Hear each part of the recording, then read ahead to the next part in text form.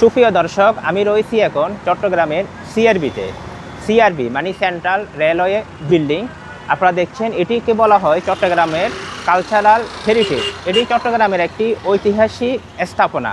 আপনারা দেখছেন, এই যে এখানে শতবর্ষী গাছ দেখছেন, এই গাছগুলোর বয়স প্রায় 100 থেকে 150 বছর হয়েছে। এই সিআরবি এতটা ঐতিহাসিক যে 1897 সালে এবং আসামে রেলওয়ে সদর দপ্তর করা হয়েছিল এই সিআরবিতে। এখানে সেই ভবন এখনও রয়েছে। যেহেতু এখানে প্রাকৃতিক সৌন্দর্য এবং সাগর কাছে এবং বন্দরের কারণে এই চট্টগ্রামে আসাম এবং বেঙ্গলের রেলওয়ে সদর দপ্তর করা হয়েছিল। এই সিআরবি হচ্ছে এখন চট্টগ্রামে পান। এটি চট্টগ্রামের ফুসফুস নামে খ্যাত, কেননা এখানে যে বড় বড় শতবর্ষী গাছ মানুষ এখানে ব্যায়াম করতে আসেন, এখানে অবকাশের জন্য আসেন, প্রাকৃতিক সৌন্দর্য দেখতে আসেন এবং প্রতি বছর যে বর্ষবরণ অনুষ্ঠান, বাংলা নববর্ষ পহেলা বৈশাখে সিআরবি শিশির তলায় বর্ষবরণ অনুষ্ঠান হয়ে থাকে।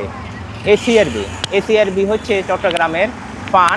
এই চট্টগ্রামের অন্যতম একটি বিনোদন কেন্দ্র এবং ঐতিহাসিক স্থান সিআরবি দেখছেন আপনারা।